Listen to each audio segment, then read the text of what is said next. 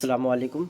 चलिए आज की इस वीडियो में हम लोग क्लास 10 के वीवीआई ऑब्जेक्टिव देखेंगे, यानी हर जगह से देखेंगे, हर चैप्टर से और ग्रामर से भी। तो देखिए सबसे पहला सवाल हम लोग शुरू करते हैं। डिप्टी नज़ीर अहमद ने किस सिन्फ का आगाज़ किया? तो डिप्टी नज़ीर अहमद ने किस सिन्फ का आगाज़ किया? तो इन्होंने नाविल का किया था। और ध्यान रखेंगे सबसे पहला नाविल निगार इन्हीं को कहा जाता है। और डिप्टी नज़ीर अहमद की पैदाइश 1836 ईस्वी में हुआ। इंतकाल कब हुआ था? तो 1910 ईस्वी में। 1910 में परवेज़ शाहिदी पैदा हुए थे। और डिप्टी नज़ीर अहमद क्या लिखे? एक नाविल लिखे हैं। और ये याद है आपको किस तरह से नाविल बताए हैं? तो ये इतना ऑब्जेक्टिव है, तो ऑब्जेक्टिव ग्रुप में हम लोग देखेंगे। इतना सवाल हम लोग को कॉन्सेप्ट के साथ क्लियर होना चाहिए, ठीक। सआदत अली इनके वालिद का नाम था। चलिए अब दूसरा सवाल देखते हैं। नाविल तौबतुन नसूह में मरकज़ी किरदार कौन है? तो नाविल तौबतुन नसूह में कहा जा रहा है, इसीलिए इसका नसूह होगा। फहमीदा आप मत लगा दीजिएगा, ठीक।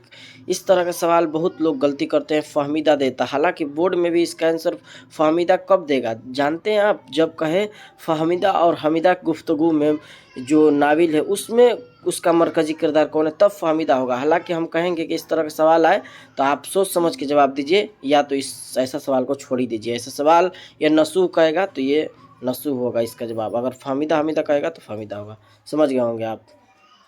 अगला सवाल देखते हैं हम लोग।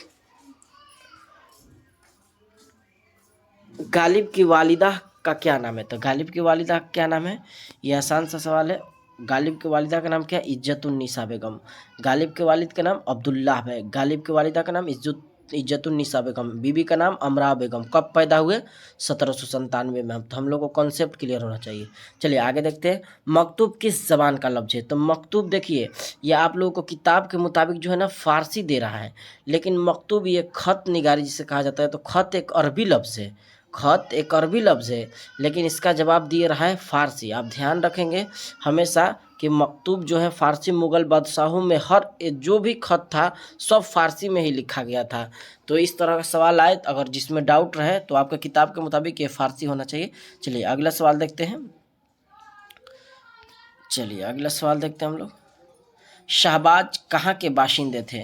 तो शाहबाज कहाँ के बाशिंदे थे? सरहरा बाढ़ के थे। चलिए मेहदी आफादी कब पैदा हुए थे शाहबाज? तो ये भी आप याद रखिएगा 1860 में। चलिए आगे देखते हैं। मेहदी आफादी उर्दू के अलावा किस ज़बान में महारत हासिल रखते थे? तो उर्दू के अलावा फ़ारसी में महारत हासिल रखते थे। चलिए बेदी के पहले अफसाने का क्या नाम है? पहले अफसाने का नाम ये आसान सा है, तो महारानी का तोहफ़ा। अगर कहें अफसानवी मजमुआ का नाम तो दाना व दवाम, आपको याद भी है। किसी ख़ास मौजू पर जो दो अख़शास की गुफ्तगू, यानी दो लोगों की बात के मुलाकात के दौरान आपसी बातचीत को क्या कहते थे? ये आसान सा सवाल है, बताए भी हैं। इंटरव्यू कहा जाता है, जो राजेंद्र सिंह बेदी लिखे हैं। चलिए सवाल नंबर 9 है। चकबस्त की पैदाइश कब हुई? तो चकबस्त की पैदाइश कब हुई? बिल्कुल आसान सा सवाल जवाब है कि चकबस्त कब पैदा हुए? तो 1882 ईस्वी में। चलिए इंडिया गेट की तामीर किस हुक्मरान ने की थी? तो आपको बताए थे फिरंगी यानी अंग्रेज़ों ने। पाँव फैलाने का क्या माने हैं? तो पाँव फैलाने का मतलब क्या है? हद से बढ़ना, ये पाँव फैलाने का मतलब है। जेल में से इसमें नकरा कौन है? तो इसमें नकरा जिसमें पूरी पूरी जात का इल्म हो। तो देखिए लड़का, कौन लड़का नहीं पता चल रहा है, तो इसीलिए इसमें ये जात या इसमें नकरा हो जाएगा। इधर आओ कौन सा जुमला है? तो ये हुक्म दिया जा रहा है, तो अमरिया है। चलिए मेरा भाई बहादुर है, इस जुमला में बहादुर क्या है? तो बहादुर बिल्कुल सिफत है जिसमें खूबी या खामी का पता चले। हाल की जमा क्या है? तो हाल की जमा कह रहा है इसलिए अहवाल होगा। हालत की जमा हालात होता है, ये आपको ध्यान रखना है। चलिए आगे देखते हैं हम लोग। जेल में से इसमें आला कौन है? तो इसमें आला यही दे दिया गया है कि दस्ताना है। बिल्कुल सही जवाब है, दस्ताना क्या है? इसमें आला है। सवाल नंबर 16 हो गया। तो 17, हामिद रोटी खा रहा है, इस जुमला में हामिद क्या है? तो हामिद अब क्या है कि बिल्कुल सही जवाब, हामिद क्या है? फाइल है। जिस जो काम करे उसे फाइल कहते हैं, जिस पर काम का असर पड़े उसे मफूल कहते हैं। तो ये बताइए हामिद रोटी खा रहा है, ये फाइल है। आपके लिए भी कमेंट में जवाब देना है कि हामिद रोटी खा रहा है में आप बताइए रोटी क्या है। ये हामिद है तो हम लोग देख लिए, रोटी क्या है आप बताइए। चलिए आगे।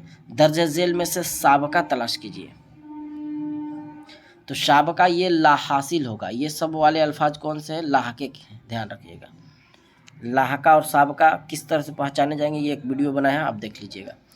अर्ज का हमसौत लफ्ज़ क्या होगा? तो हमसौत माने कह रहा है उसी जैसा बोलिए। ये बच्चों वाला सवाल है। तो देखिए करज, कर्ज यानी क से कह रहा है, ये फरज, फर्ज से कह रहा है, गरज नहीं, सब नहीं होगा, फर्ज गर्ज कर्ज।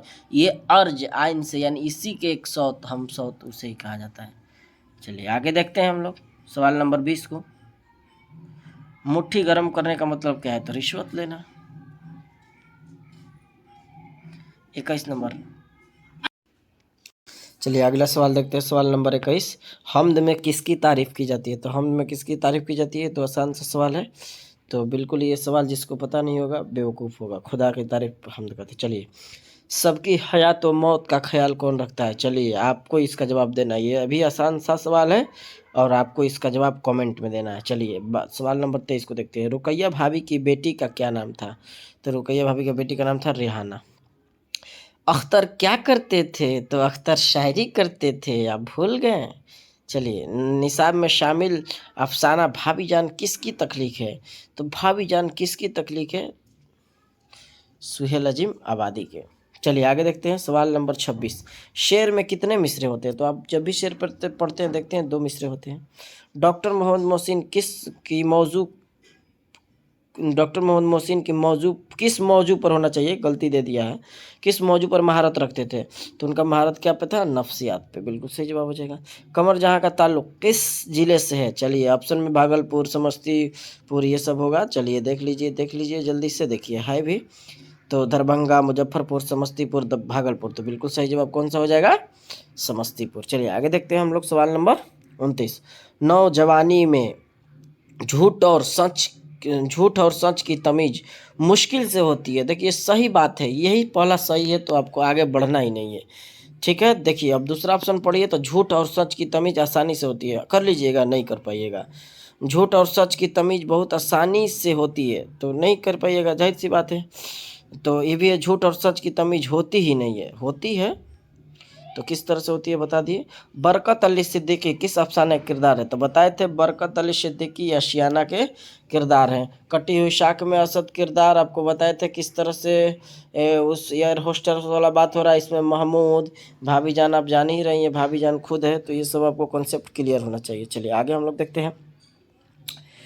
आरिफ मरहूम गालिब के कौन थे? तो गालिब के ये कौन लगते थे? हम आपको बताए थे आरिफ की मौत पर जो लिखे हैं ये 2 आंसर इसमें से होगा, या भांजा या भतीजा। आपको कमेंट में इसका जवाब देना है और इसका असल नाम भी बताए थे आपको, जैनुल आबिदीन। तो इसका जवाब आपको कमेंट में देना है। चलिए 31 नंबर पर देखिए, आप लोग भी दीजिएगा जवाब तो हमको हौसला बनेगा। देखिए इसलिए कि देखिए वीडियो बनाने में यकीनन मेहनत लग रहा है और वीडियो आप ही लोग के लिए बन रहा है। ये ना जाने कि कोई आसान काम है। ठीक है, तो आप लोग भी थोड़ा बहुत मेहनत कीजिए है, इसलिए कि देखिए दोनों तरफ से जब दिल मिलेगा तो पढ़ने और पढ़ाने में मज़ा आएगा, फिर मज़ा नहीं आएगा। ठीक ना? तो आप लोग भी ख्याल रखा कीजिए। यकीनन वीडियो बनाने में मेहनत लगती है और वक्त भी लगता है। तो चलिए 32 नंबर सवाल को देखते हैं हम लोग। वाक़या करबला के अलावा किस फ़र्द पर मरसिया लिखने को क्या कहते हैं? तो शख्सी मरसिया कहते हैं। ठीक ना? बिल्कुल आप ध्यान रखिएगा।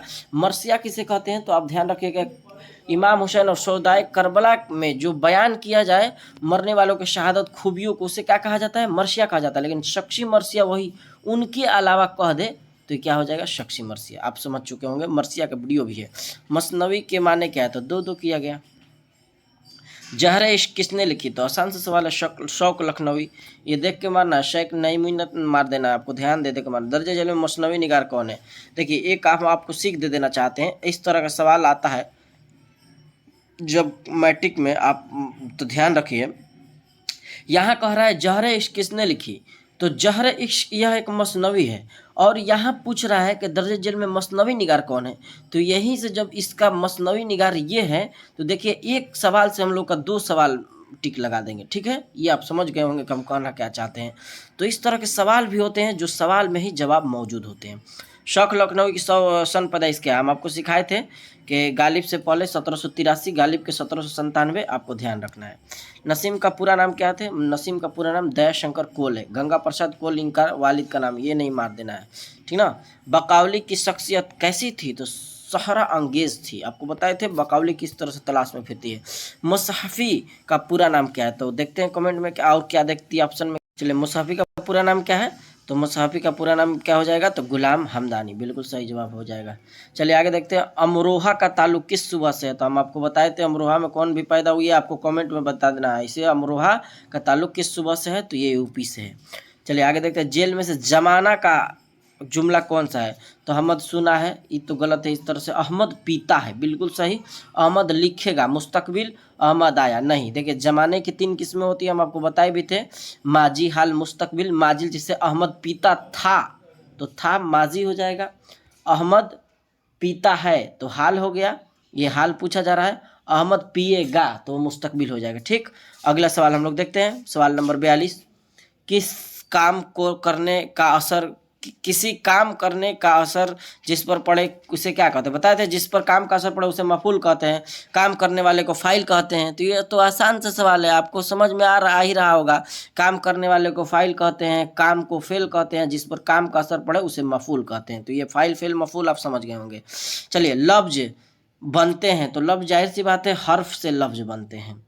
चलिए, किस लफ्ज नाम का और ज़माना ना नहीं पाया जाता है? मैंने कहा जा रहा है कि किस लफ्ज में नाम का, नाम, काम और ज़माना नहीं पाया जाता है। तो बिल्कुल किस में नहीं पाया जाएगा? तो आपको ये आसान सा सवाल है, हर्फ में कोई ज़माना और नाम पाया जाएगा। ये हर्फ आप जान रहे हैं कितना वर्ड का होता है? ये तो आसान सवाल है।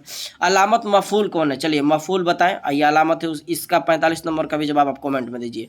चलिए 46 नंबर, लफ्ज रात की जिद क्या है? रात की जिद है, तो रात की जिद क्या है? बिल्कुल आसान है, दिन। बहुत गुस्से में होना किस मुहावरे का मतलब है? तो बहुत गुस्से में, आपे से बाहर होना। चलिए आगे देखते हैं, आज बाजार ना जाना, इस जुमला में किस किस्म का फेल इस्तेमाल किया गया है? तो ये तो कहा ही खुद जा रहा, आज बाजार ना जाना, ना जाना नहीं, लीजिए हो गया। हर्फ अतीफ की मिसाल पेश कीजिए। हर्फ अतीफ की मिसाल, तो हर्फ अतीफ का मिसाल क्या होगा? तो बिल्कुल हर्फ अतीफ कौन होगा? और यानी एंड वगैरह ये सब क्या होता है? हर्फ अतीफ होता है। चलिए आगे देखते हैं हम लोग, सवाल नंबर 50। जैद ने पान खाया, इस जुमला में पान क्या है? तो जिस पर काम का असर पड़े उसे मफूल कहते हैं। आप बताइए कि जैद क्या है और खाया क्या है? एक ये बता दिए हम, पान। आप बताइए दोनों कमेंट में। तो ये 50 सवाल रहे। आपको इस तरह की वीडियो कैसी लगी आप कमेंट में ज़रूर बताएं। अगर आप मेहनत कीजिएगा तो फिर हम अगली वीडियो लाएंगे। आप कमेंट कीजिए अगली वीडियो के लिए, तो इसके लिए हम आगे लाएंगे, वरना फिर हम मेहनत नहीं करेंगे। तो आज के लिए हम लोग इतना ही रहना था, फिर मिलेंगे अगली वीडियो में। अस्सलामु अलैकुम।